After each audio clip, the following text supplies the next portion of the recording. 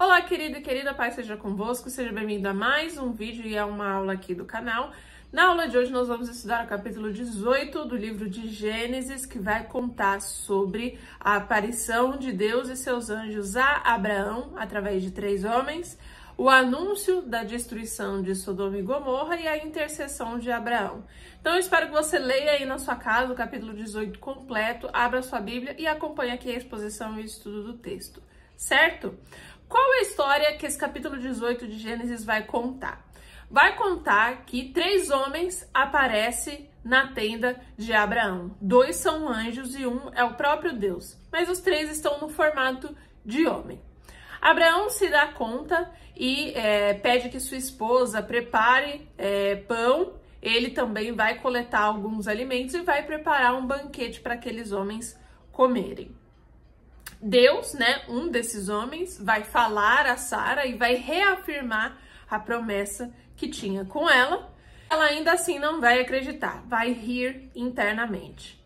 Após isso, e depois de comer, depois do banquete, Deus e os anjos olham para Sodoma e Gomorra e Deus decide ir ali averiguar a situação, já que havia tanto pecado naquela região que Deus estava recebendo muitos clamores e foi realmente ver se aquilo correspondia às orações que ele estava recebendo. Por último, e depois de afirmar a destruição de Sodoma e Gomorra, mas que pouparia Abraão e sua família, já que a promessa divina estava com eles, Abraão, então, na última parte da história do capítulo 18, vai conversar com Deus e vai lhe fazer algumas perguntas. Vai perguntar ao Senhor se tivesse ali em Sodoma e Gomorra algum justo, ele não salvaria a vida dessa pessoa e assim por diante. Agora detalhando então os acontecimentos aí do capítulo 18. Primeiro de tudo, a aparição de Deus e os anjos, como uma teofania e no formato de 3 homens. A gente percebe que Deus é um desses 3 homens, porque se fossem somente anjos, como é comum acontecer no Antigo Testamento, Deus ordena anjos para vir cumprir um propósito, para ajudar o povo de Israel, enfim, qualquer coisa nesse sentido. Os anjos normalmente se dirigem às pessoas falando, e diz o Senhor, assim te diz Deus, sempre se referindo àquilo que Deus mandou eles fazerem. Aqui, porém, ao contrário disso, um desses homens fala como se fosse o próprio Deus, em primeira pessoa, dando ordens. Então, realmente, a gente está falando de um dos homens que era uma teofania, literalmente Deus no formato de homem, e 2 anjos que o acompanhavam. Primeira coisa que vai acontecer, Abraão vai olhar para cima, ver esses 3 anjos, esses 3 homens, e imediatamente se prostrar. Ele percebe ali que é o Senhor e os seus seres celestiais no formato daqueles 3 homens. Então ele vai rogar aí no versículo 3, Senhor, não passe diante de mim. E logo em seguida ele vai falar, vou lavar os seus pés, vou trazer um pouco de pão, vou trazer um pouco d'água. E em seguida ele começa aí, pede para Sara assar o pão, vai colhendo os frutos ali da sua lavoura para trazer para Deus e aqueles homens. A lição que a gente tem aqui é do avivamento espiritual de Abraão. A gente está falando de um aparecimento de Deus e de seus próprios anjos no formato de 3 homens comuns. Uma circunstância na nossa dimensão como alguém normal, assim como eu e você. Agora, a reflexão que fica, será que se 3 homens batessem na nossa porta no dia de hoje e fosse Deus e 2 anjos, nós os reconheceríamos ou nós fecharíamos a porta? E aqui a gente vê como Abraão tinha um relacionamento íntimo com Deus, como Abraão cultivava esse relacionamento, como Abraão estava espiritualmente ligado a Deus. Porque assim que ele vê aqueles 3 homens, ele reconhece que se tratava de Deus e 2 anjos. O que demonstra essa fidelidade, a fé e o amor de Abraão às coisas de Deus. A primeira lição que nos fica aqui. Em segundo lugar, o que é evidente aqui é a adoração de Abraão. Então, depois de reconhecer que aqueles 3 homens eram Deus e 2 anjos, ele vai rogar ao Senhor, pedir que não se passe dele e vai imediatamente se propor a trazer uma série de coisas. Ele vai falar: trarei água para lavar os seus pés, trarei pão, trarei o que de comer e o que de beber. E logo ele se avança para fazer isso, até de uma maneira apressada, como fica a impressão aqui lendo o texto, que ele imediatamente pede para Sara cozinhar o pão, depois ele coleta o leite, ele pega todas as outras coisas de sua lavoura para levar ali até Deus e os anjos. Então nós percebemos esse ato de adoração. Abraão não só era avivado espiritualmente, era intimamente ligado com Deus e o reconheceu de imediato quando viu aqueles 3 homens, mas ele também estava preparado para adorá-lo e servi-lo uma vez que ele bateu a porta. Isso nos leva, inclusive, até aquela passagem das 10 virgens com seus azeites lá no Novo Testamento. E assim é a tipologia para a nossa vida, assim devemos ser nós também. O dia e a hora do Senhor ninguém sabe, mas certamente Ele está às portas e nós precisamos estar preparados, nós precisamos estar com nossos azeites, nós precisamos ter o que servi-lo e principalmente adorá-lo. É o que Abraão fez aqui. Depois de haver comido, um daqueles homens, o próprio Deus, ele vai perguntar por Sara. E Abraão vai dizer que ela estava ali dentro da tenda. É nesse momento que Deus, um desses homens, vai reafirmar a aliança com Sara, dizendo que ela conceberia, que ele voltaria dali 1 ano e ela teria concebido, para o qual Sara vai responder internamente no seu íntimo, no seu pensamento, ela vai rir. Inclusive aí no versículo 12 do capítulo 18 vai dizer: Sara no seu íntimo dizendo consigo mesma: depois de velho e velho, também o meu senhor terei ainda prazer, ou seja, indicando já que a idade deles eram tão avançadas que já existia até mesmo fadiga em ter relacionamento sexual, que é comum acontecer conforme a idade vai avançando. Então nem mais talvez esse tipo de prática eles tinham, de tão avançada que era a idade.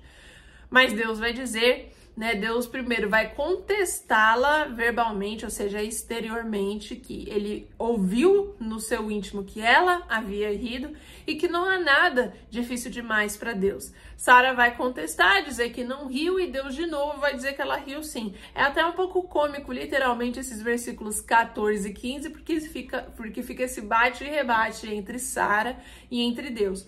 Mas quais são algumas questões aqui? Primeiro, por que Deus pergunta onde é que estava Sara? Deus não viu ali? Por mais que ele estivesse em formato de homem, ele não viu onde é que essa mulher estava?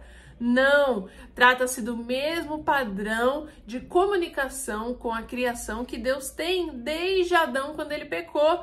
Então lembra que quando Adão pecou, Deus vai vir e vai dizer para ele: onde estás?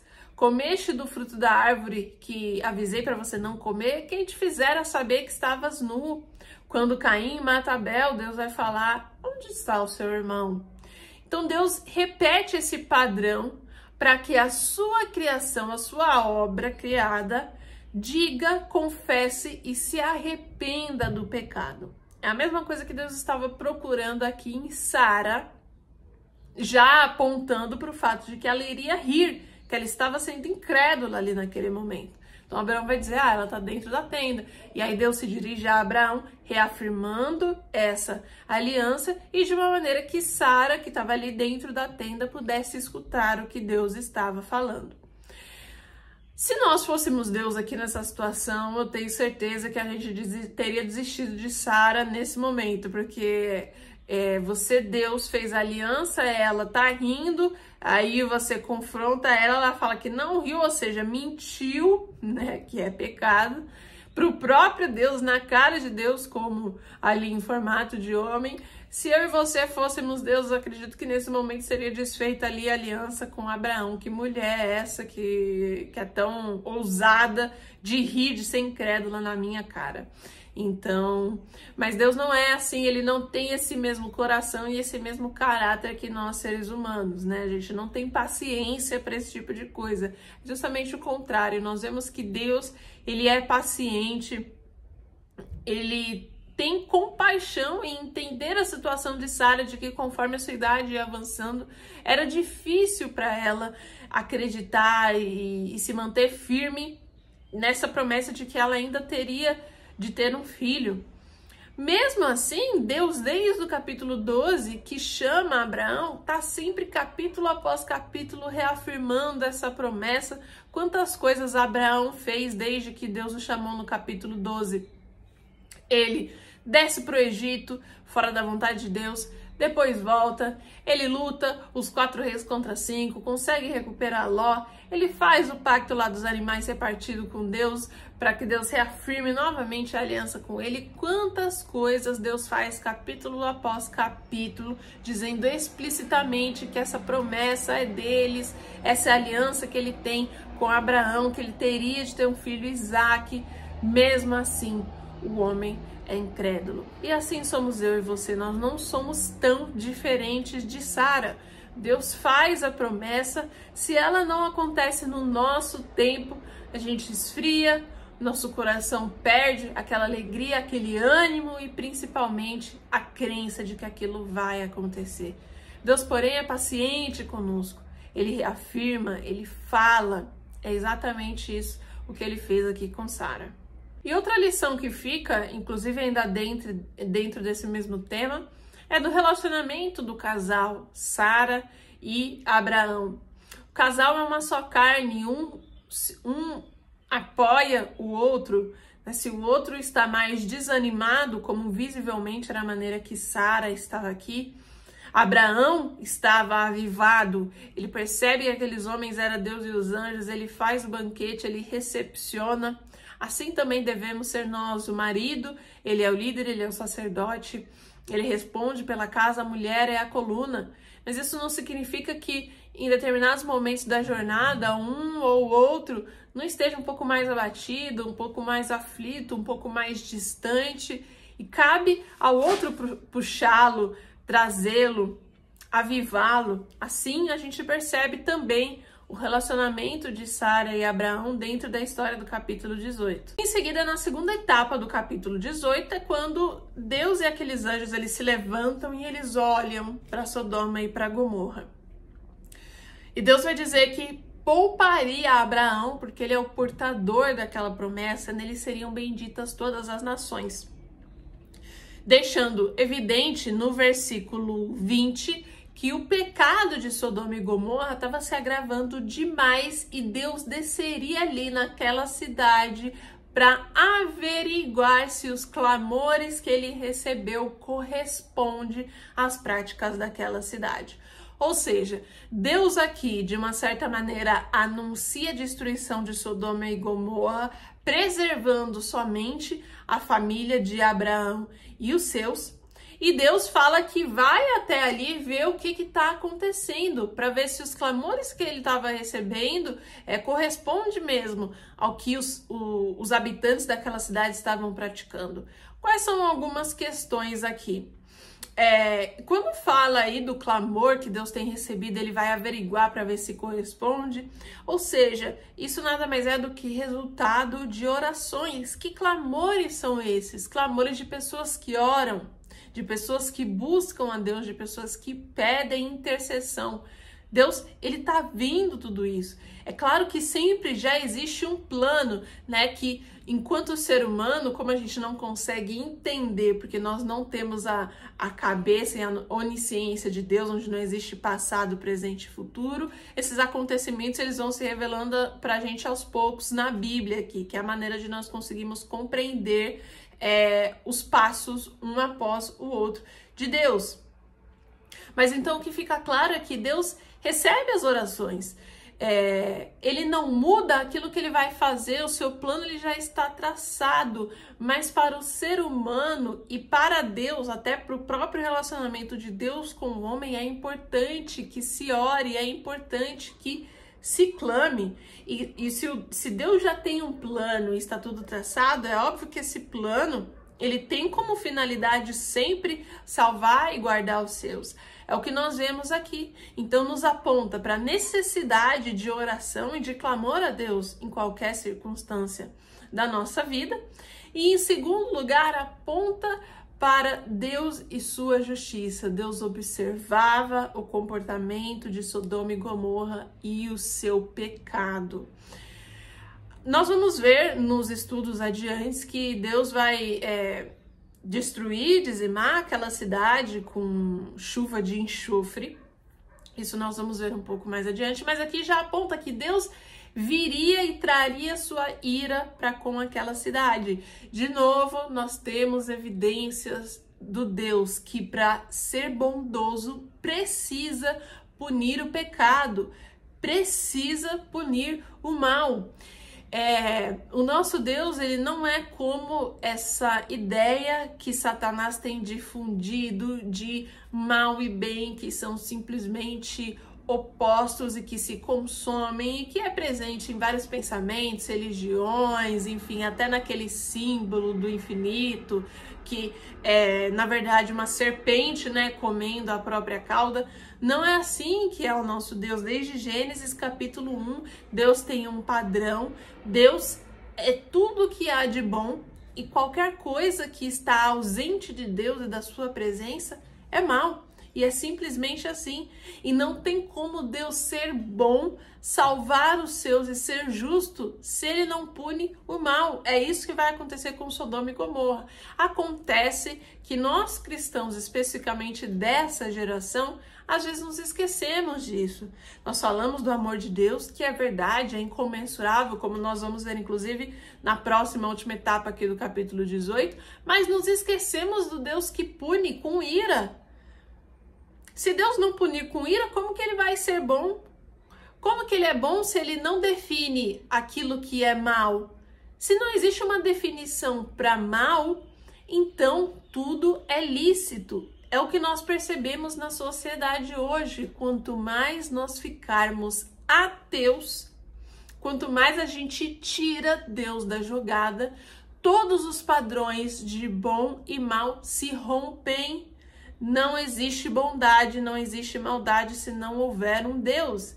Se não há Deus, se Deus não existe, se eu tiro Deus da jogada, quem é que diz que homem tem que ficar com mulher e mulher tem que ficar com homem?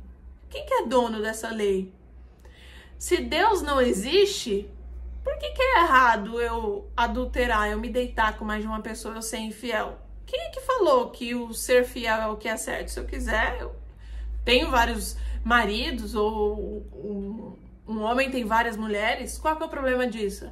Se não existe Deus, qual que é o problema de eu ferir uma pessoa, de eu matar uma pessoa?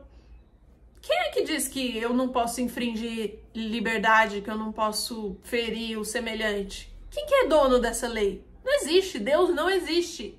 Se Deus não existe, existe e reina caos, porque os padrões e as definições de bom e mal passam a ser dissipadas. E se não existe mais esse limiar, não há limite para o que o ser humano pode fazer. Esse é um adendo muito importante, muito correspondente aos nossos dias de hoje, mas que nós já vemos enquanto padrão acontecendo desde Sodoma e Gomorra. Não se engane, Deus observa o mal, Deus observa a proliferação do pecado e no tempo dele, no dia do Senhor, isso será punido. Esse é o nosso Deus e é por isso que ele consegue ser justo e bom. É porque ele pune aqueles que amam a iniquidade. E caminhando para o final desse capítulo 18, é depois de Deus fazer esse anúncio que Abraão, ele vai conversar com Deus. Então os dois anjos, eles vão na frente em direção a Sodoma e Gomorra, e na próxima aula nós vamos estudar ali eles chegando até a casa de Ló, que está morando em Sodoma e Gomorra, e o terceiro homem, que é o próprio Deus, ele fica atrás conversando com Abraão, e Abraão se dirige a ele e vai dizer: Senhor, mas o Senhor vai punir até mesmo os que forem justos por causa da maldade? Aqui especificamente no versículo 25, não fará justiça o juiz de toda a terra? E Abraão vai começar a questionar, se houver 50 justos naquela cidade, você ainda assim vai destruí-la? E Deus vai falar, eu não destruirei a cidade por amor dos 50 justos. E se houver 40 justos, o Senhor vai destruir aquela cidade? Deus vai falar, não destruirei pelo amor dos 40. E se houver 30? E se houver 20? E se houver 10? Deus vai falar, não destruirei por amor aos 10. Ou seja, novamente aqui, Deus não está falando essas coisas porque Abraão está o questionando, ou seja, Deus tinha a intenção de destruir Sodoma e Gomorra, mesmo se tivesse gente boa ali, gente que servisse a Deus, Deus ia destruir tudo, sem qualquer piedade. E agora, porque Abraão estava o solicitando, intercedendo, Deus muda de ideia. Não é isso que acontece. De novo, já há um plano definido por Deus, e no plano de Deus sempre os justos são salvos. É o mesmo padrão que nós estamos vendo aqui, como nós vimos no dilúvio. Deus deu 120 anos para que Noé construísse a arca e pregasse para todos aqueles povos que estavam corruptos. Eles tinham 120 anos para ouvir a palavra de Noé sobre o Deus único e verdadeiro, decidir se salvar e entrar naquela arca, e eles não quiseram. O plano de Deus sempre salvará os justos. O que Abraão estava fazendo aqui? Questionando a Deus, e é o que nós devemos fazer também, serve muito mais para que nós conheçamos esse Deus do que nós mudarmos o seu caráter. Nós não vamos mudar o caráter e aquilo que Deus já tem planejado, mas é através da invocação, da intercessão, da oração e das perguntas a Deus, não questionamento no sentido de colocar Deus na parede, né? Mas no sentido de falar com ele, de entender como ele trabalha. E Deus vai conversando conosco, como ele vai conversando com Abraão, e Abraão vai entendendo. Deus jamais dizimaria uma cidade se tivesse uma pessoa sequer ali que fosse justa. É assim que Deus age. Então nos aponta para a necessidade de relacionamento com Deus, de oração a Deus, de conversa com Deus, de clamor a Deus, de perguntas a Deus. E também, inclusive, de entendimento das suas escrituras, que é o que nós estamos fazendo aqui. Quanto mais a gente se esforça para entender a Bíblia, a gente conhece mais sobre esse Deus. E nós temos um melhor relacionamento com ele. É isso que estava acontecendo aqui entre Abraão e Deus. Abraão estava questionando Deus, e nisso ele entendia o caráter do Senhor. Deus jamais ia destruir aquela cidade se tivesse uma pessoa sequer que fosse adoradora do Deus único e verdadeiro. É assim que Deus faz, é a mesma parábola que Jesus vai contar sobre as ovelhas. Se tiver uma sequer, o pastor ele vai voltar, ele deixa as 99, ele volta por amor a uma. E para encerrar, é justamente por causa disso que nós entendemos por que Deus veio, então, aqui nesse episódio, através de uma teofania, se vestiu, se formou como se fosse um homem, trouxe seus 2 anjos e veio fazer essa visita aqui. Deus estava dando nesse momento a oportunidade de arrependimento para os sodomitas, como nós vamos ver no capítulo e na aula adiante, quando os anjos aparecerem lá na casa de Ló. Ou seja, Deus ele vem para a sua criação, ele permite a confissão e o arrependimento. Nesse momento, os cananeus sodomitas, né, que moravam em Sodoma e Gomorra, teriam a oportunidade de reconhecer esse Deus, de pedir perdão, de confessar os seus pecados, de mudar os seus caminhos. É por isso que Deus vai até lá. Não há nada que Deus precise averiguar, ele já sabe tudo, ele é onisciente, ele é onipresente, ele já sabe o que está acontecendo ali. Mas por que ele faz isso? Para buscar e salvar o homem. Porém, ele não vai encontrar ninguém naquela cidade, com exceção de Ló, sobrinho de Abraão, que fosse justo, que fosse adorador do Deus fiel, ou que ao menos se arrependesse de seus pecados. É o que nós vamos ver no capítulo a seguinte. E nós encerramos aqui, então, a aula de hoje. Espero que você tenha gostado. Como sempre, compartilhe com alguém que está estudando a Bíblia com você. E eu te vejo na próxima.